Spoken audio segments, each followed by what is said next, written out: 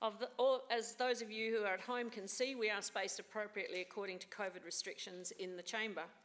We are not yet able to welcome you to the chamber because of these restrictions, but as soon as they are removed, you will be welcomed back live into the chamber. Now, we do first of all need to make a change. As you will recall, with the notice that the meeting was issued, we were still in lockdown, as advised by the state government last Wednesday. Therefore, it reflects that at that point in time, we intended to hold this meeting via Zoom.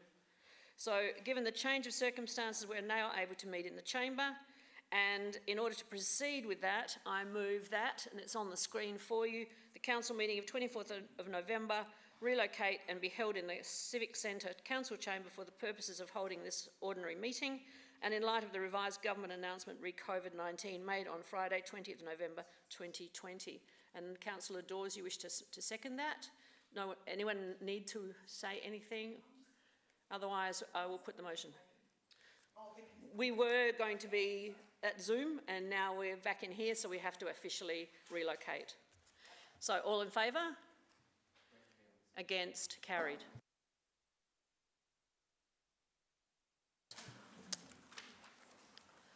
We acknowledge that the land that we meet on today is the traditional lands of the Kaurna people, and that we respect their spiritual relationship with their country.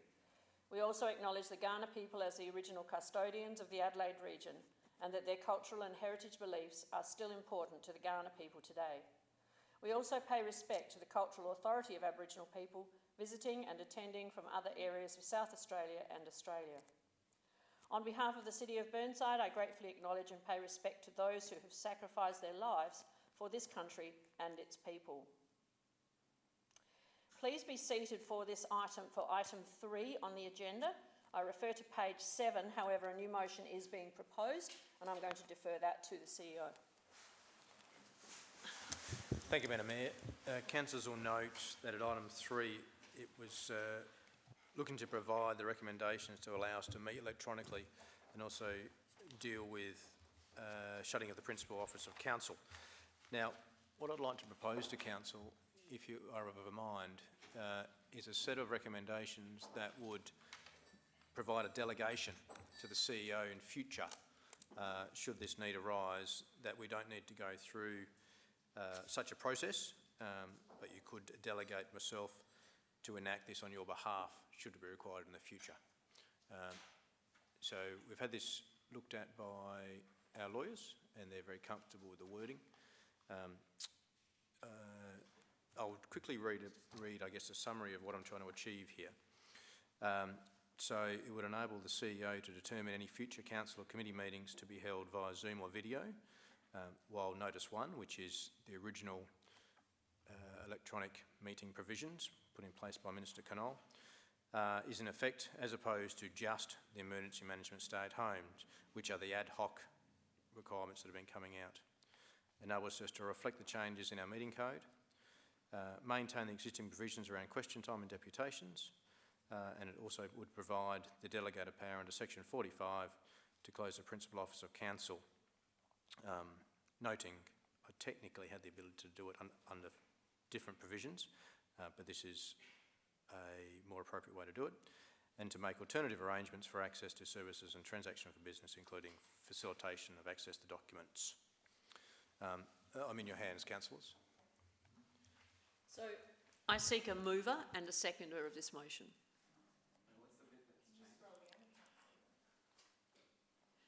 It's basically as it is stated in your document, in the original document, isn't it? With a few. So it's some of it is as per the original, but what our lawyers have recommended a simplified approach, so that there is less recommendations. It's quite technical, but it's the way we have to navigate through the legislation to, one, enable us to meet via Zoom and close the principal place of office should it be required. I have a mover, Councillor. Yes, hang on a minute. I first of all acknowledge the mover.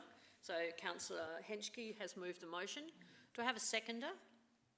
Or you have a question first, Councillor Davey? Thank you, Your Worship. Councillor Cornish is going to second, and then Councillor Davey. I have a question. I checked several other local government websites as to see what our colleagues have done, and they've just seemed to put one or two catch-all phrases in to cover this. This just seems terribly long and verbose, and I wonder why ours is so different to other local government councils. When you say they put one or two, sorry, Madam Mayor. Yeah, go ahead. I may ask through you. When you say they put one or two phrases, where have they put those? What do you mean? In terms of the recommendations they moved? They put them under the relevance. They didn't have anywhere near as complex procedures at meetings, regulations and code, but they added a COVID-friendly section or clarification after the relevant section and phrase, which clarified exactly what was intended and gave that power. I mean, I didn't think we were debating this tonight, so I didn't print them out and copy them. So I just think it could be done a bit simpler. Is that possible? Through Madam Mayor, I share your sentiment that I would hope it could be done a bit simpler, but this is the legal advice that's come back to us. So at this point in time, this is the best advice I've been given on how to handle this, and I guess it's protecting council from a governance perspective. Well, I shall seek any further questions or comment. Councillor Lemon? Thank you. Given that I can't read this because I don't have a screen in front of me with it on it, can you tell me, this is applicable to COVID only, or is this applicable across the board? Or is it to COVID only? And where does it say it's COVID only? Can you run it back to the top, please? Yep. Through Madam Mayor, I want to take some guidance from Karishma.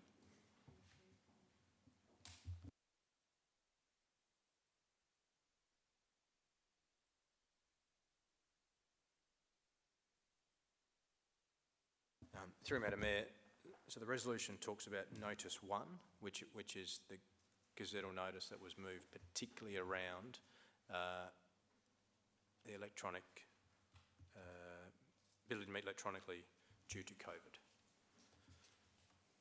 So are you telling me that it's COVID only? This is applicable to COVID only, not just any public health emergency, COVID only? Through Madam. It doesn't say that.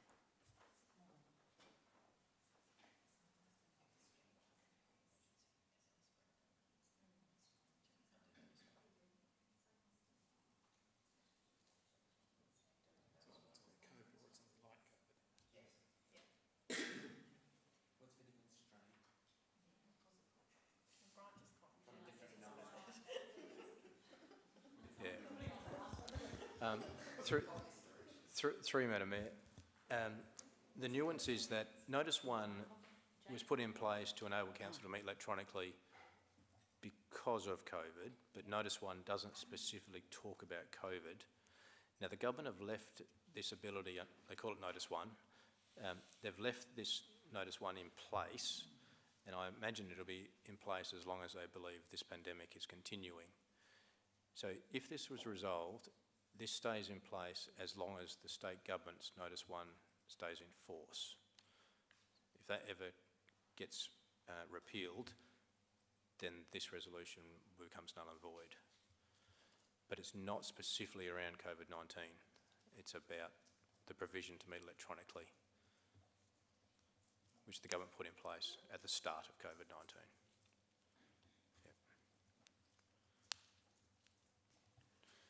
Councillor Davey, you have another question? I have another question, thank you, Your Worship. If that's the case, I mean, if we need this cover-all for council business, were we ultra vires in the motions and actions we took on Tuesday and Wednesday when we closed down the council and No. all those actions? Yeah. I thought we already had the powers Yep. to do that. If I may, Madam Mayor, I certainly have the delegated authority to do that. What this is doing is, I guess, providing one, clear guidance around meeting electronically, in that we can meet electronically without needing to resolve again and again and again, should we be required to do that. And it's providing, I guess, another layer of governance protection around that decision.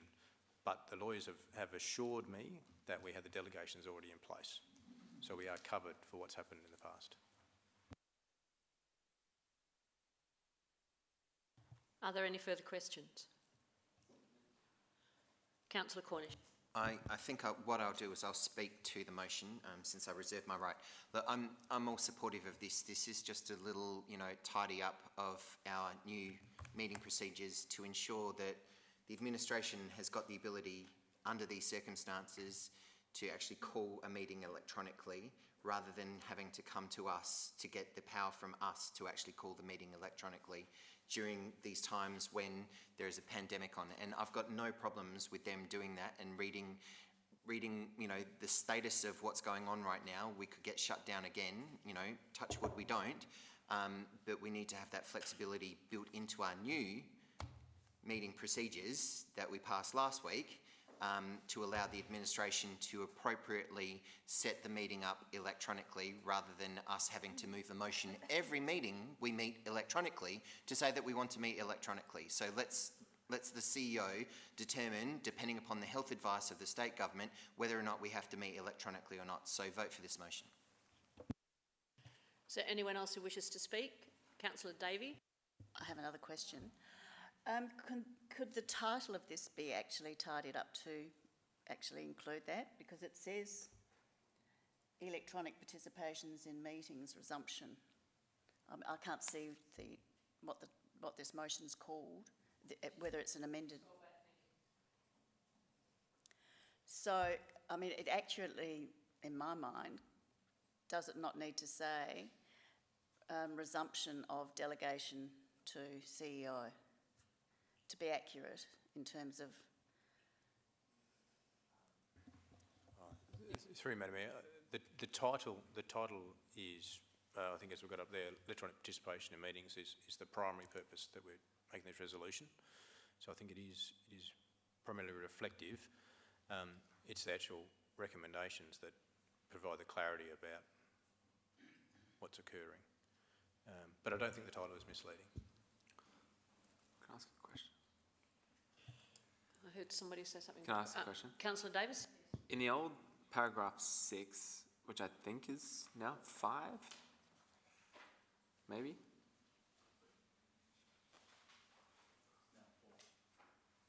Now 4. Okay, well there's just a line in there that says that the council, in exercise of its power contained in section 44, hereby delegates to the person occupying the office of Chief Executive Officer of the council the powers and functions under the LG Act. Is that everything, save for those points? How much power are we giving you? It's for clarity, it's the clarification part is in exercise of power contained in subsection 44(1). That's the limiting component of that. Yeah, so it gives you everything under section 44. Subsection 44(1). It's slightly changed. Oh, can you scroll down?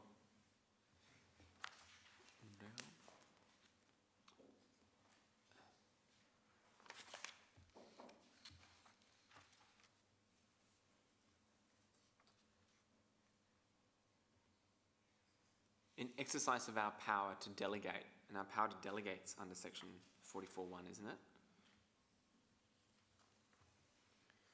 Section 44(1). Section 44(1) says a council may delegate a power or function vested or conferred under this or another act. So that says, exercising our power under section 44(1), we delegate the powers and functions under the Local Government Act.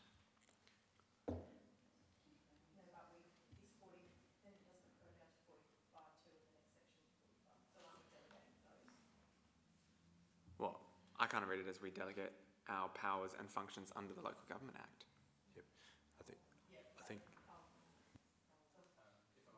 If I may, Madam Mayor, if you continue reading though, it says, including varied identified below Yeah, on this including. 24th day, colon, and so it's specifically talking about those components that are identified below, as in 5.1, 5.2. Okay, I personally read that as including all those things, but every single other power in the Local Government Act we delegate to you. That's how I read it. That's, Or limited, wouldn't you say, rather than say included, say limited to?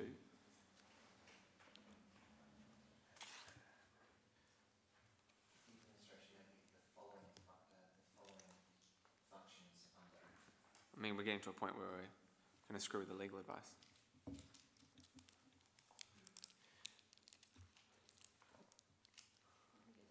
because if the, from Kelly's,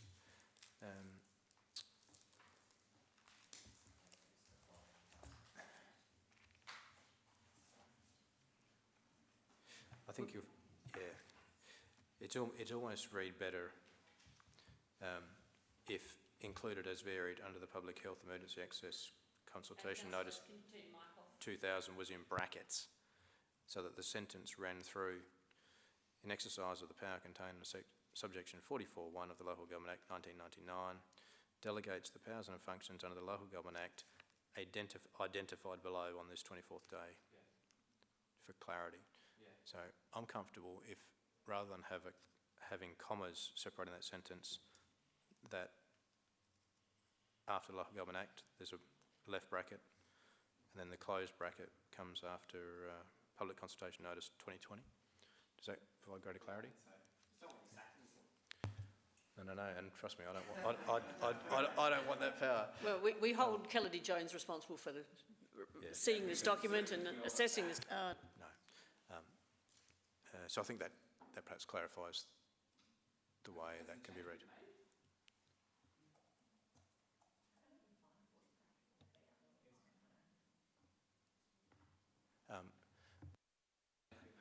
Rob, can you please shift your first bracket a bit further back to start directly after Local Government Act, comma, then you have your, down, Next line. there, that's it. Then that means you read it as a clearer sentence then.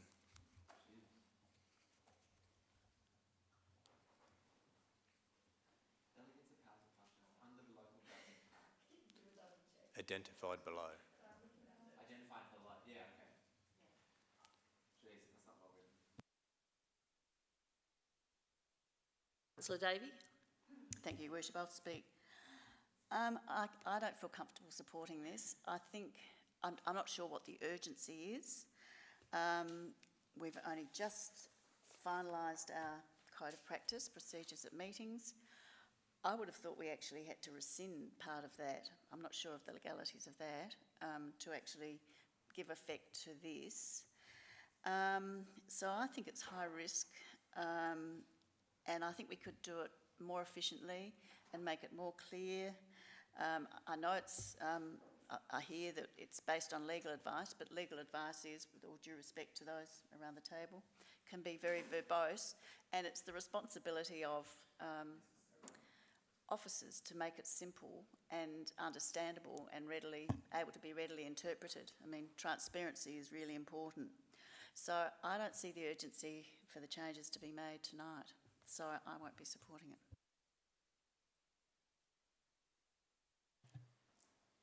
Councillor Hughes? Sorry, I just have a question. I can't actually find section 45, part 4, under the Local Government Act. Does it? There is no 45(4)B in the Local Government Act. There's a 45 1 to 3. Happy just to leave it for the next one. Give me 2 Councillor seconds. Piggott? Could I move that this motion lay on the table, or something similar? Come back to it next time? Yeah, the item is put to the next council. Yeah, could I set a formal motion? I'm sorry, my knowledge of the Local Government Act is finding me out. I just think we need to bump it into the next one. Through to the government officer, can we lay this on? Through Madam Mayor, I'd just like to apologise to the Chamber for providing with a resolution that perhaps wasn't clear enough.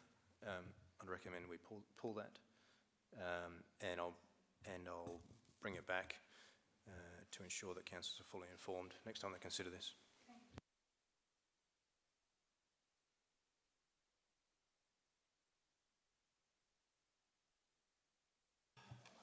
Okay, now I need you to please stand for the opening statement. We pray for understanding and guidance in our debate as we make decisions that will impact on the lives of all who reside, study, work in or visit the City of Burnside. Grant us wisdom as we serve our community. Please be seated. In the case of an emergency, an alarm will sound, and then please follow the directions of the staff. I remind you that all council meetings are live streamed through the council's website, and a copy of the agenda is also available by downloading from our website. I also remind elected members to use your microphones when I indicate that you can speak, and that you raise your hand when you wish to be heard. Usual meeting etiquette and protocols apply during the meeting, and I ask you to turn off your mobile phones and place them on silent during the debates. Tonight, for the sake of us and all those at home, we will be using new meeting procedures, so bear with us all as we familiarise ourselves with them. Thank you, and now to item 6 on the agenda, which is absences, and there are no apologies or leave of absences requested. Declaration of interest reminder, item 7. Councillor Piggott. Yes, I'd like to declare a perceived conflict of interest on item 11.6. My wife is part of the senior management group of Pembroke School, and I will be leaving the chamber for the debate. Thank you, Councillor Piggott. Confirmation of minutes, I CK mover. Councillor Turnbull, seconded Councillor Davis. All right, and then we have a question from Councillor Davis. Thanks, Your Worship. I just wanted to know, and perhaps someone can remind me, why in the draft minutes we have, or in the minutes, under reports of officers, reports not withdrawn for update, how that came about? Through Madam Mayor, I'll refer that question.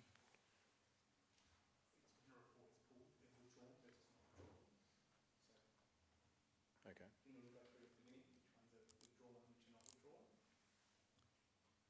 Okay. Yep. So just for clarification, it's just describing when a report is either withdrawn or not withdrawn as part of that process that we do at the start of the meeting. Could I just ask another? Should it not be then not withdrawn for discussion or debate? I can't remember. I know it's been in the last few meetings, but I can't recall it being there longer than a couple of meetings. It just doesn't seem to make sense. Yep. Happy to change the language going forward, Madam Mayor. To not withdrawn for debate? To provide clarity. Yep. We'll make sure the wording's clearer. Thank you. I CK, I've already got a mover and a seconder. Is there anyone else who wishes to ask a question or make a comment? Right, then I shall put it to the vote. All those in favour?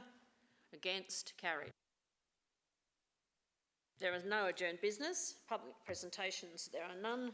So I'll move now to item 11, and I will go through and seek withdrawal as one at a time. So 11.1, appointment of independent board. Councillor Piggott.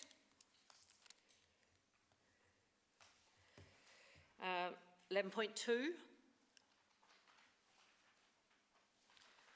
Failing there, you wish to move it? Okay, Councillor Dawes is moving 11.2, seconded Councillor Hughes. All those in favour? Carried. I just wanted to make a comment that personally I wish to acknowledge and appreciate the work that's been done by Alison Evenden.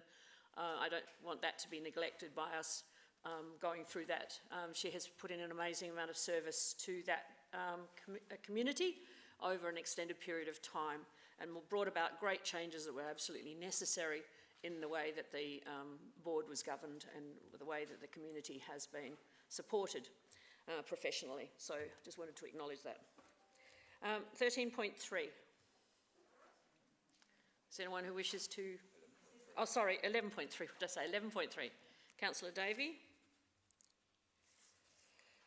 11.4, councillor Lemon. 11.5, finance report.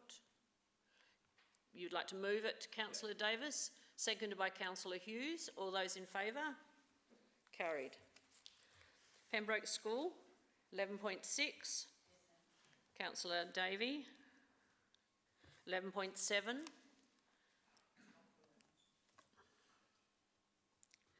11.8. Moved, thank you, councillor Hughes, seconded councillor Hubel. All those in favour? Carried. Right, so we go back to now, 11.1, councillor Piggott. Thank you. I did send through a third line to the officer's recommendation. If I could just get that up there. Look, first things first, I was on the panel for BRSI board members, and we were really blown away. Actually, to be honest, I was anyway. We had just about, well, every candidate we interviewed actually would have been okay on this board. We did seek two, but certainly three of the people we interviewed, these three rose above, and I think they are all worthy to be actually on the BRSI board. And I think they'll be really positive for the organisation, and I think there's a certain amount of excitement, I feel, that we are really not reinvigorating, but certainly putting some real strength onto the board. So that's the first part of that. You've seen their CVs, and I certainly agree with that. The 2 years is as it is. The third thing, I just feel it's an opportunity. BRSI is a major asset. Do I need to read it out? Yeah? No, I do need to read it out, I'm sorry. Can I do that? Yes, please. So, just number 3, would I get away with that? Yep. So, number 3 is request that the board consider future activities of BRSI which will broaden the benefits it can provide to residents of retirement age in the City of Burnside, including, if necessary, consideration of change to the objects set out in the rules, and provide a response to Council no later than 30th of April 2021. I apologise, I should have read that in the first place. So, back to why I think that's important. This is a major asset. It's not owned by us. We are the only member of BRSI, but it is owned and controlled by that organisation. What we can do, though, is perhaps guide and ask the questions of what is the best way forward with the organisation. Obviously, their priority is the current residents in there, in Pineview, and I'm certainly not asking them to neglect that. But I think it is worth, particularly when we do have, I think, a strong board in there, to ask them the question. I've asked perhaps to get a response by the 30th of April, which gives them 6 months almost, get their feet under the table, understand what's going on, and perhaps give it some thought about how perhaps that asset can be operated, leveraged, whatever, in order to provide even more benefits to people of retirement age, the City of Burnside, than the residents actually in there. What that means, actually, I don't know. I actually don't have an agenda in particular in terms of what I would do, and but I do know that it is a significant asset, and we should ask the incoming board, when it's sorted itself out, to lend their mind to it and let us know what they think. So that's the first two were as in the papers, and the third, just ask them the question to come back in April and let us know what we think. Can I just point out that they only meet bi-monthly? Councillor Hughes, you wish to second it? No, I was just going to ask a question, whether part 3 would actually comply with their rules and objectives of the association, and whether it's something that's essentially within their power and, I guess, remit under their rules.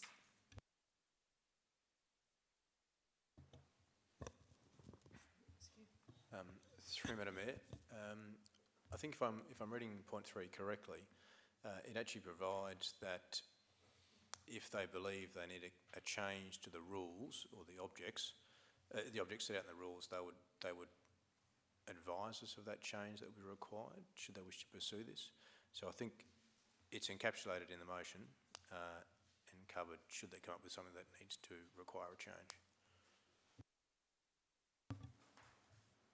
Councillor Henschke, to second.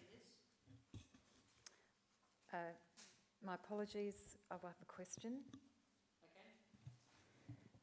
Through the chair, I'd like to understand what the intent of the change of objects is in the rules, and whether that change of objects is of a strategic change in objects or a operational change in objects. Thank you.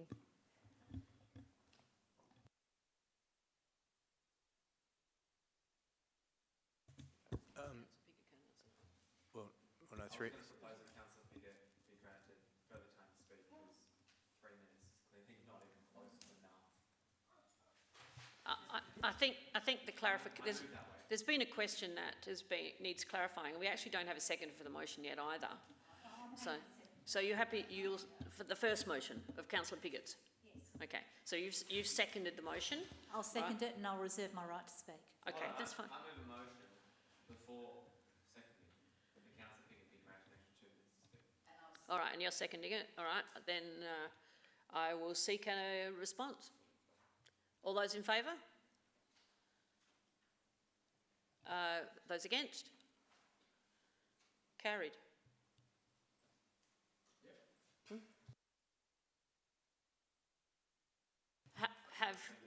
You didn't actually identify the time. I'm going to say, you did say 2 at the beginning, I think. Yeah. Yeah, look, it is worth clarification. Look, this is actually not asking for any changes of objects or whatever. It's asking for the board to lend its mind as to whether, as an organisation, it could be beneficial beyond its current realm, which is primarily the 80-odd residences in Pineview. The fact is it's a $40 million asset, and I think it's a worthy question to ask, and the only way we can get it answered, really, is we can't tell them what to do. But I think it wouldn't be unfair to ask them. In fact, they don't have to answer it, I suspect. But one would hope they would, as the owner of the one member that they are representing, that they would answer it, even if they answered the fact they didn't feel there was an opportunity.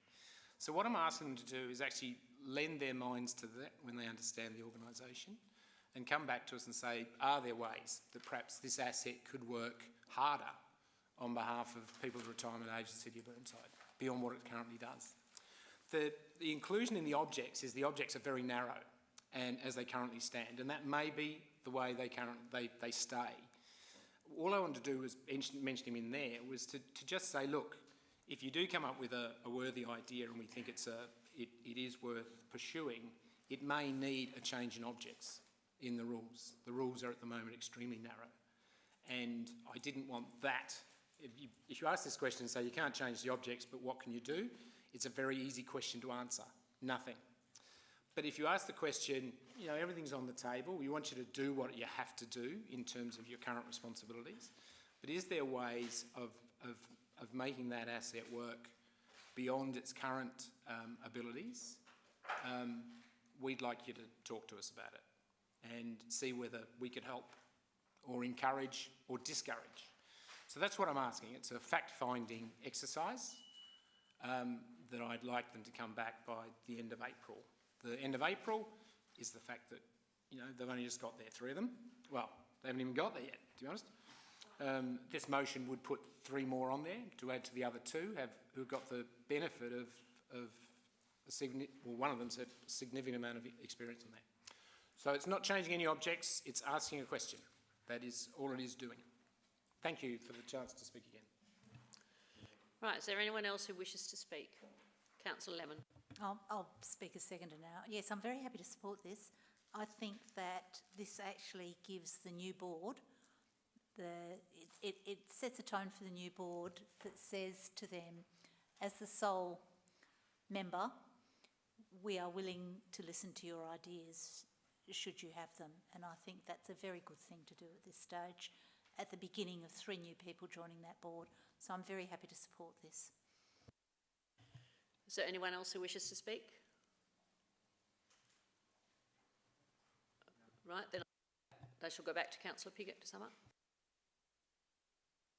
Look, and having spoken twice, look, I've got nothing more to add and nothing to deal with really. Thank you, Lillian, for raising the question that I was allowed to answer then. It really is a fact-finding exercise. It's changing nothing. It's giving them an opportunity to have input into it. And the first two get 3 very good people onto the board. All those in favour? Against? Carried. All right, Councillor Davey, 11.3.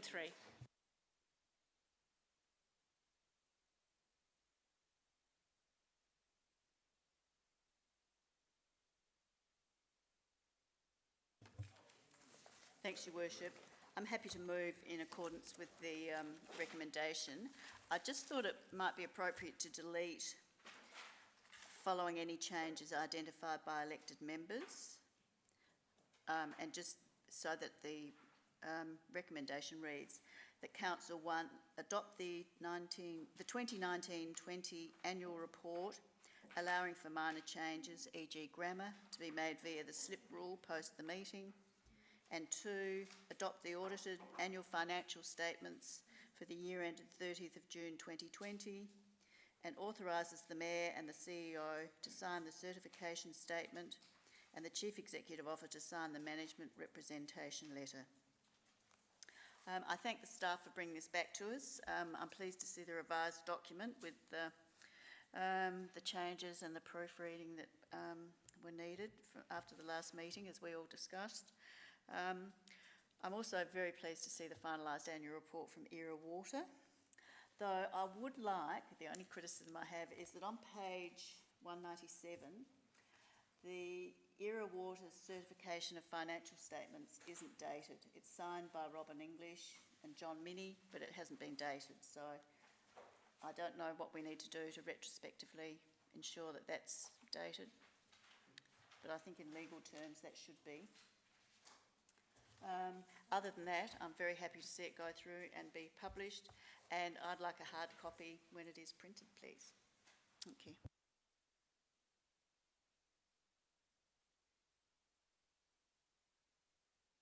Through Madam Mayor, we'll get a date put on it.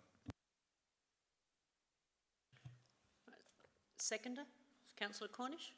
I'll second, but I reserve my right. Okay, Councillor Cornish, do you wish to speak? Councillor Turnbull. I'd like to ask a question, please. What is, to go back to Era Water, what is the projection for the P&Ls for the 2021 year, given that there's been a loss of 1.38 million for the year 1920? If that could be asked back to Era Water and given to us, so we know. Through Madam Mayor, I was aware that Councillor Turnbull may have been asking this question this evening, so I took the opportunity to talk to the CEO and try to get an answer for you this evening. Is it really relevant to this Which item? is, Like I know, like, any elected member has a right to ask any question that relates to the annual report. but isn't the question about something that's going to happen in future, not the information that's presented before us here tonight? So this is retrospective, this is a record of what's gone in the past, and my understanding is the question about what's going to happen later. That would have... I just don't think it's relevant to this item. I know you've got the answer, but I just don't think it's relevant here. Maybe it could be provided privately to the member. Happy to provide it privately. Okay. Sorry, Councillor Turnbull. Oh, I just wonder, when will it be relevant, if it's not now? It's a question, and When we lose $10 million. wants to be answered. Okay. All right. I don't have anyone else raising their hand. Is there anyone else who wishes to ask a question? Is there anyone else who wishes to ask a question about the annual report? Failing that, I'll go back to Councillor Davey. All right, then I'll put the motion. Those in favour? Against? Carried. Councillor Lemon, 11.4. Thank you. I have an addition to this, and Jenny. Councillor Turnbull, Oh, sorry. I have an addition, and that should be on our screen. So I'll read it out. Thankfully, I've got it in front of me. So, part 2 of the officer, I'm just adding to the officer's recommendation, part 1 stays the same. Adopt. That council adopt. The closed circuit television. Part 2, which I'm adding, is adopt the privacy policy subject to the inclusion of a clause providing for the suppression of names and addresses in line with the Local Government Act 1999. And the clause that will be inserted, or the inclusion of it, is in extenuating situations where there may be a risk to the personal safety to an individual or a member of that person's family or any other person under the Local Government Act 1999, the Chief Executive Officer may suppress the name or address from Council's assessment record and rates notices. If a member of the public requires this additional level of privacy, they must apply through the Chief Executive Officer. Now that's specifically there for members, ratepayers or members of the public that have dealings with us where we keep a record of any of their personal details, and these are people that have a greater need for privacy, and they could be judges, prosecutors, police, and also people escaping domestic violence. So this gives them a level of privacy, and there are also people that have their names suppressed on the House of Assembly rolls, so they're not on the electoral roll either. This gives those people that require that for their own personal safety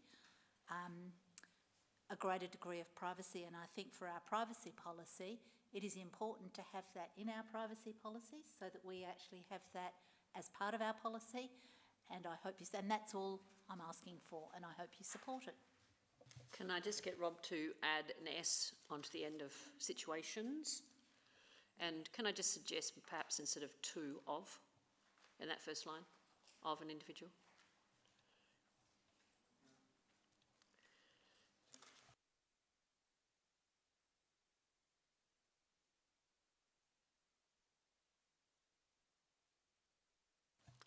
All right. No, actually it's to an individual, it's personal of an, yes, I'm Yeah. happy with that. Okay.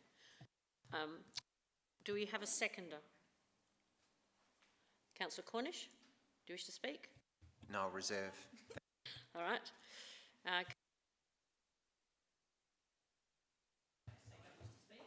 So you don't wish to speak? Now, we're using show of hands, all right, so Councillor Davis and then it was Councillor Hughes.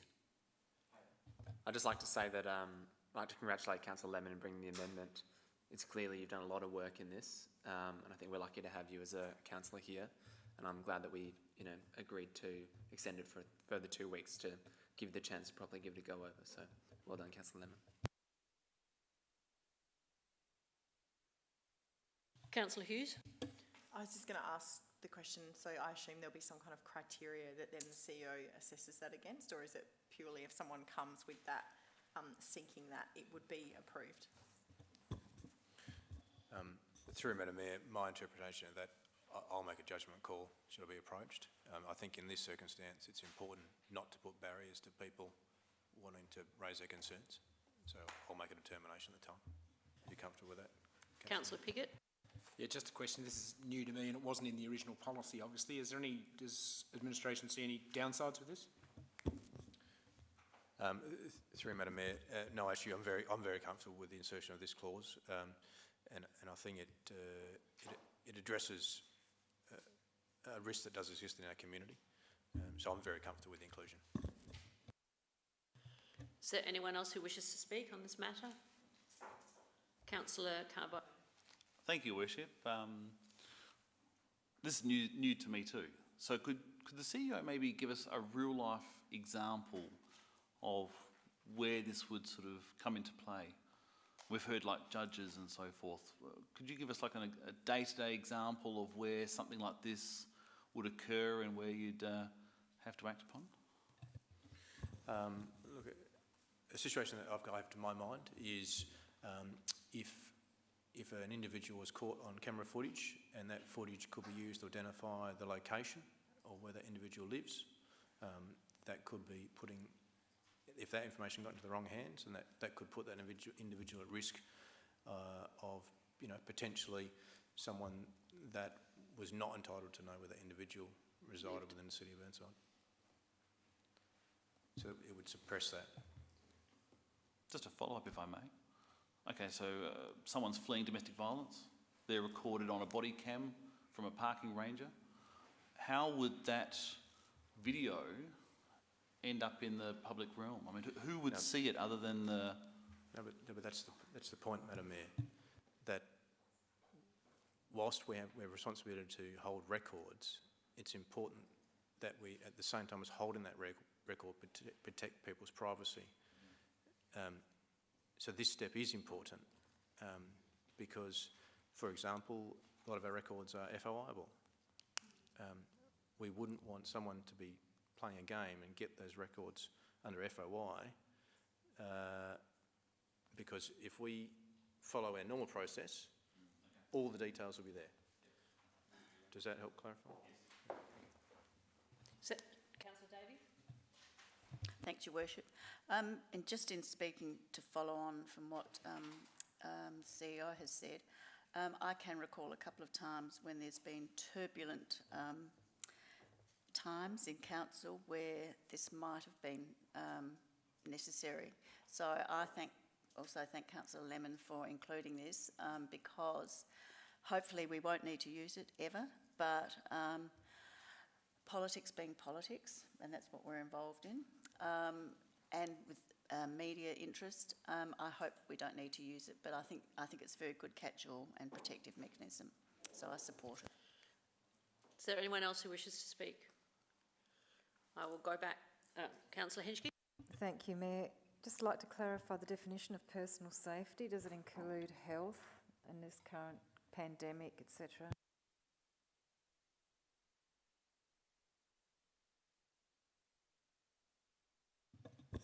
Yeah, through Madam Mayor, I'll be taking a broad definition of that, but particularly I'll be interested in their physical safety, would be my primary concern.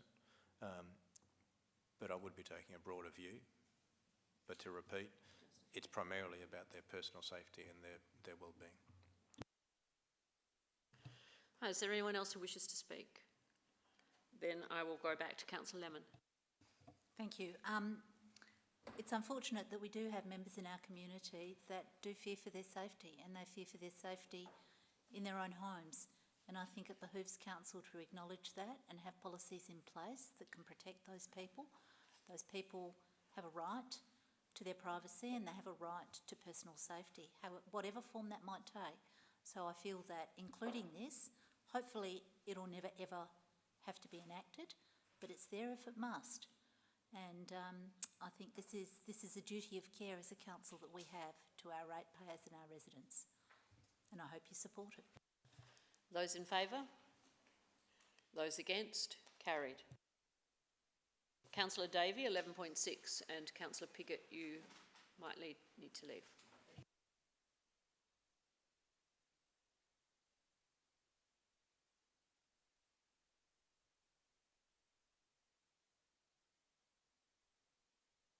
Thank you, Your Worship.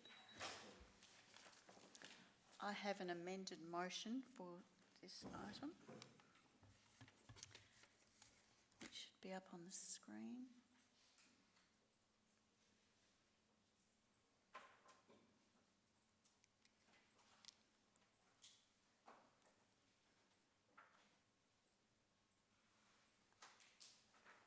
Thank you. I'll read it out as it's in several parts. 1, that Council receives the report. 2, that Council continue negotiations with Norwood, Payneham and St Peters Council for installation of another kiss and drop zone on the western side of Shipsters Road, and I should put Kensington Park in there. Rob, if you could put Kensington Park, thank you. That Council continue to monitor the traffic impact and parking conditions in the Shipsters Road, Oval Terrace, Park Road area adjacent to Pembroke, in discussion with affected residents and the school, and undertake a review as the area settles after COVID disruptions, plus the impact of the anticipated increased use of the Kensington Park Oval area due to the pump track trial to be undertaken from December 2020 to March 2021. And 4, that a report of this review, its outcomes and recommendations, is provided to Council in May 2021. We've had several reports on this matter, which you'll probably recall. It's a residential area adjacent to the middle school of Pembroke, and it's continuing to experience large volumes of traffic, both associated with the school and with the use of the popular Kensington Park Oval. It is, as I said, a very popular area, and it's surrounded by dense residential living with many small, single-fronted homes whose residents are affected by the traffic and parking issues, which mainly affect Shipsters Road, Oval Terrace and Park Road in Kensington Park. The administration have invested many resources managing the intricacies of this, and I thank them for their work and their detailed report tonight. They've been particularly focused on measures to encourage motorists to use the main or the larger roads, such as Shipsters and Park Road, to drop off and collect students. There are also issues associated with sporting activities on the Oval, impacting residential amenity. So it's managing that traffic and all of the needs around the area. The community engagement recently undertaken between October and November generated a good response rate, including a 25% response from the Oval Terrace residents. It's only a small street, but many of them had their say. There seem to be some resultant improvements to the traffic flows, but the locals want this kept under review, and while they agree there are some improvements, some areas are still suffering negatively. They also want to be involved with the staff in considering the implications, as the school is. So I believe while we have made some improvements, we need to keep working on this area and monitoring it, redirecting and improving the traffic movements, and watching the impact on the residential amenity while maintaining the safety of the students and pedestrians. So I hope you'll support us continuing to do this. That's the intention of my motion. Thank you. Well, I think Councillor Carbone, you had your hand up slightly before Councillor Hughes. Actually, Worship, something a little different. I was just wondering if we could ask the mover to reconsider some of the wording. We do have two important issues. One tends to sort of smear the other one, so I am talking about the pump track trial. I fear this is not an appropriate wording, and I don't want one issue to blur the other. So I'm just wondering if you could, just for the sake, just reconsider that last sentence in point 3.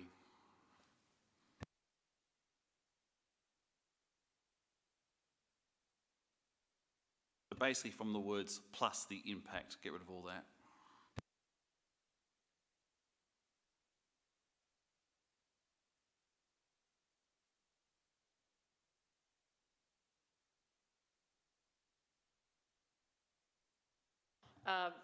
Look, we don't get into debate about this. You've raised your concern.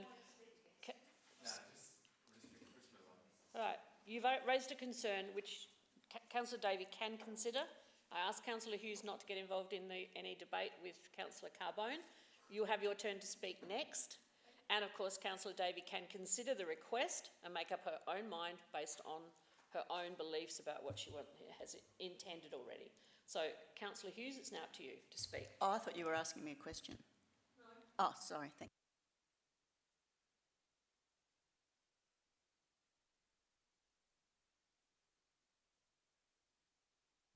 If you were to wish I'm having aspersions cast on me, and it's purely to, and my co-councillor might want to speak to this. I don't think aspersions are being cast on you. I can understand where Councillor Carbone comes from in terms of most of December to March, or a lot of December to March is school holiday time anyway.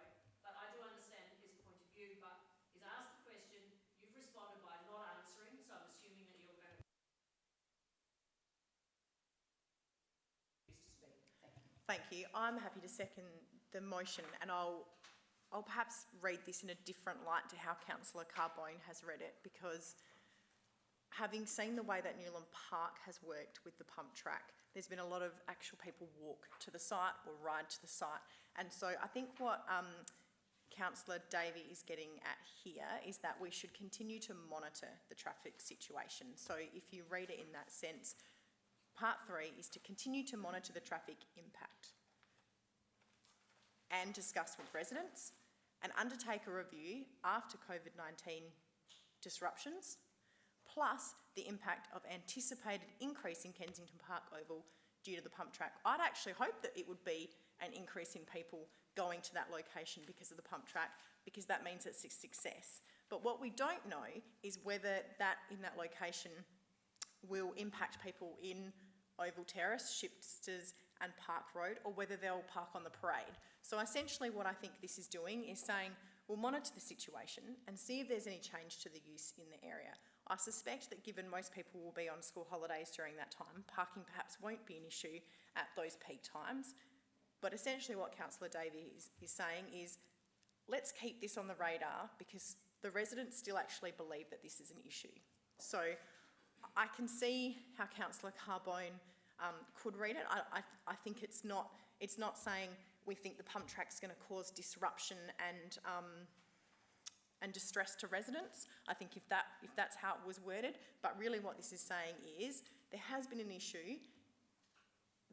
It may not settle down over the school holidays because there will be something else in place, and I think it's just worth acknowledging that. So I personally don't have an issue with it. I think it's not tainting the pump track trial. It's really saying, let's just keep an eye on it over that period because it will potentially change the traffic conditions. And as with any resident, whether it was at Newland or the current site or this site, it's something that we should be aware of. I'm certainly a huge supporter of the pump track trial, and I hope that we actually get lots of people walking to the site and being responsible about how and where they park. So I'm certainly happy to support this because it really keeps our residents' concern on the radar, and we have had an extremely odd year in terms of COVID, so I think it's just worth keeping that and coming back and reviewing that in May. Thank you. I don't have anyone else's name down. Councillor Dawes and then Councillor... I have a question. I think number 2, I think the western side of Shipters Road is actually Kensington and the other side is Kensington Park. So I'm suggesting that it read Kensington, Shipters Road, Kensington. I think that might be the boundary there because that is in the Norwood Council area. So if I could make that change, and I'll speak later.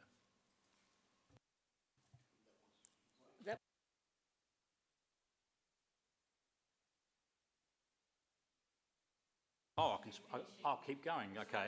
What my question was it Kensington Park or Kingston? So I answered my own question.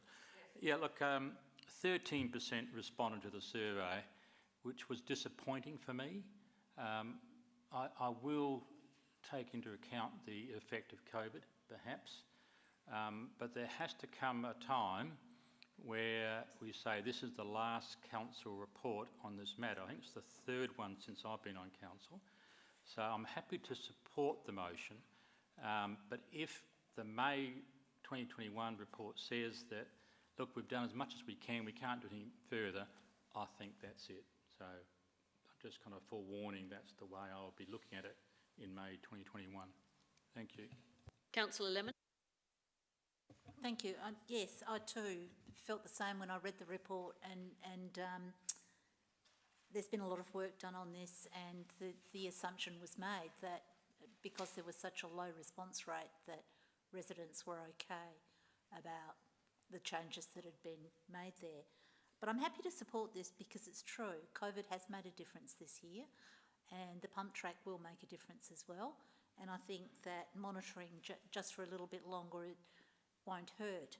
When I read this report, I was really interested in the table on traffic survey results on page 242, because the way I've read it, what we've got is time series here, and what we've got is a drop in traffic to 2020. And again, I don't know whether that's a COVID thing, so it is worth looking at it. And the other thing that struck me was the speed at which people are going. I was really quite shocked. Most people in residential areas would be hard pressed to get to 50, but they're finding it easy to get to 50 in some of these areas. So again, I think just that itself just worries me a bit that people are going that fast near a school. So yes, I'm happy to support this. Is there anyone else who wishes to speak? Councillor Cornish? Thank you, Worship. I don't know where I'm going to sit on this one at the moment. I really don't think the pump track's going to have much of an impact at all.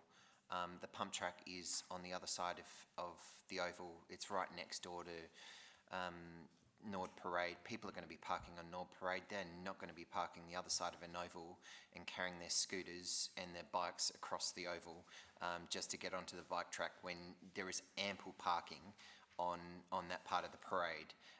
It's just not going to happen. And I think it's a bit of a furphy, that one.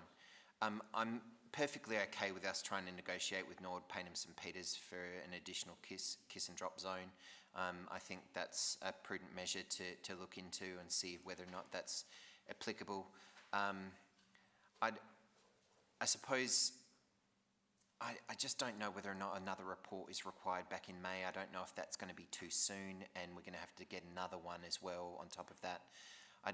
I'm of the mind that I'd actually like to see if the changes that have been implemented, if we do get complaints coming again, that would be the signal that I think would bring it back to the chamber and we ask something to do then, rather than us monitoring it. I don't know whether or not if we just put a May 2021 date in, you know, the COVID thing could be coming up and down until May, and then we're pushing that date out again. So I am a little bit up in the air in terms of where I'm going to sit on this. There are some good things in there and there's some things that I just don't think are needed. So I'll wait until I hear if there's any other debate on the issue. You had your microphone on. Yes, yes, I have a... You wish to speak? Yes. Can you just put your hand up next time? Okay. Yes, I agree with Councillor Cornish on the point about the, was it the COVID up and down? Yeah, it's a bit unstable, and so we're trying to collect data over time where students are coming and going from school, doing school Zooms one day and then not the next, all that sort of stuff.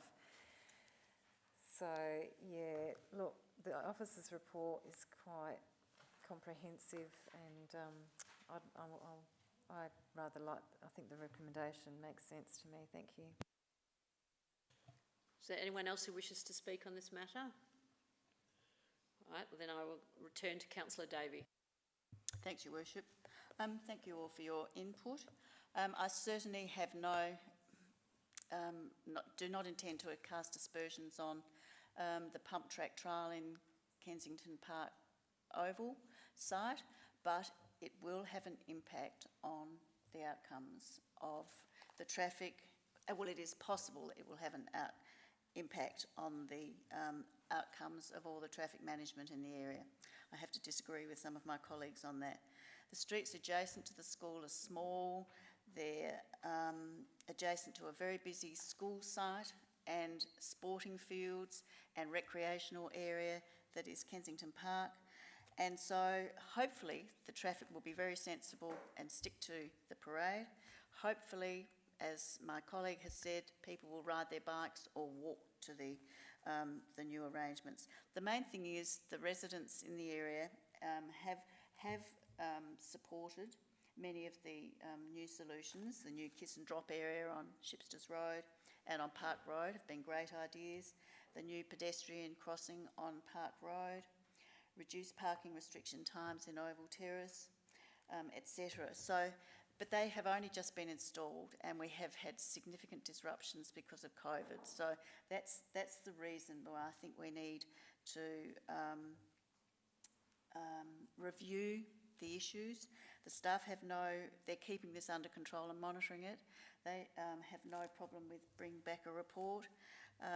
And I think bearing in mind that we had 17 responses, and they're from the people mainly affected. So I think we really need to consider these people living in this very small area and support monitoring of the area and a report coming back to us. So I hope you'll support this. I put the motion. Those in favour? Those against?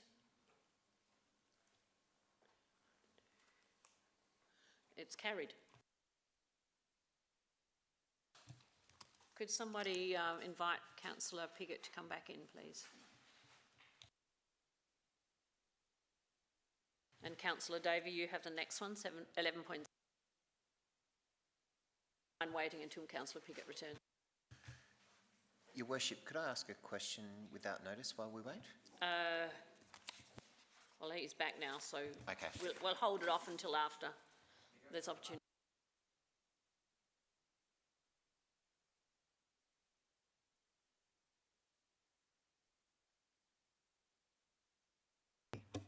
I'm happy to move in accordance with the recommendation and to add my thanks to the work of the committee for all the considerable effort that's gone into it's endorsing the minutes, but into getting to this stage with the development of the key result areas for our Chief Executive Officer. So I know it's been a huge effort and I'm happy with it and I commend it to you. Thank you. Do I have a seconder? Councillor Lemon? Yes, I'm happy to second this, and I also want to acknowledge that the consultant that we used did a lot of work for us too and did an excellent job, so it made life easy for those of us on the committee to get to this point. But I actually think we've done an excellent job, and I hope you support this. Oh, well, I hope you approve this. Councillor Hubel, you wish to speak? Anyone else who wishes to speak on this? Otherwise, I shall ask for Councillor David, you wish to speak again? All right, then I'll put the motion. Those in favour? Those against? Carry. Davis, you didn't vote? Yeah. Oh, I didn't see your hand. Oh, did it? Okay.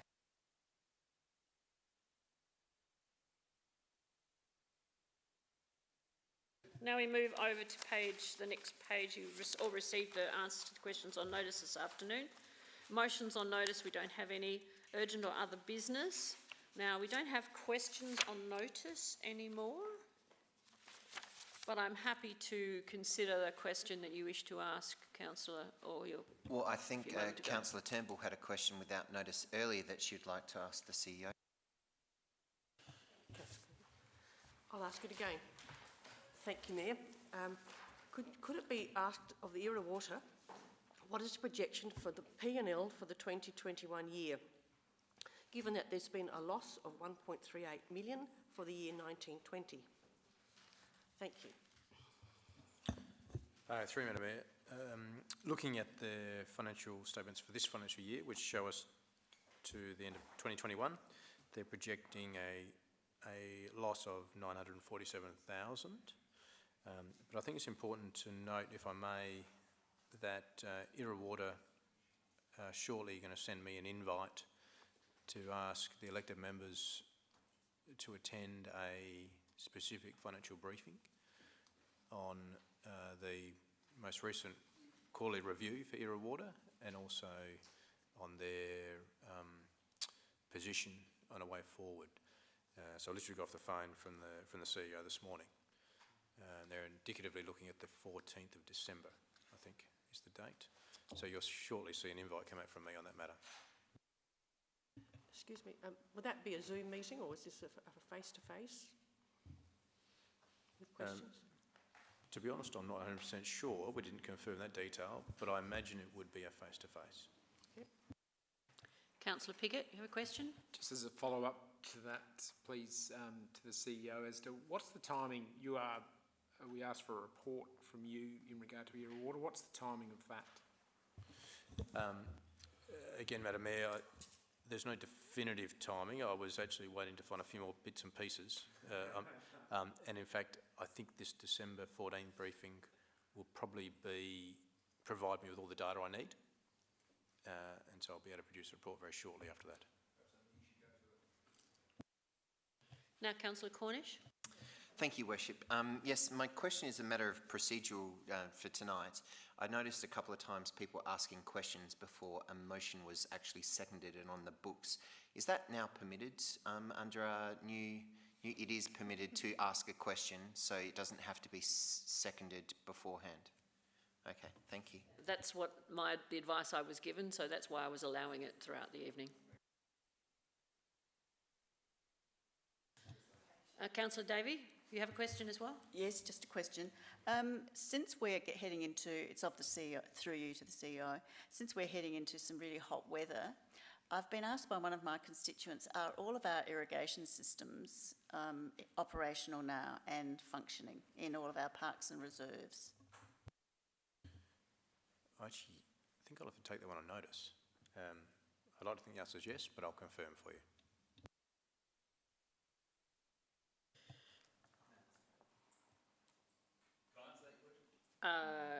No. No. I think you might like to share it after the meeting is over, perhaps. Is there anyone else who has any more questions? Otherwise, I will. Yes, councillor Henschke. Just like to thank Councillor Davey for that question, because it's just prompted in my mind about water and irrigation, in particular the Glenelg-Adelaide pipeline. And the question is, being wastewater, we're a customer of treated wastewater, and in the pandemic, just wanted to assure residents that irrigation using that water will be safe. If the administration can consider that as part of any future. Thank you. I know that it is, but it may just. So through Madam Mayor, I think Councillor Henschke just answered the question for me. The water we purchase is treated to ensure public safety. And I should say, and the way it is distributed into our grounds, it's either distributed underground to ensure that there's no exposure for our community, and if it's the watering is above ground, it's generally potable water. We also haven't had any signs of any COVID in our sewerage or wastewater, unlike some other places in Australia. Then I will, since there are no confidential items, I will close the meeting at 8:12.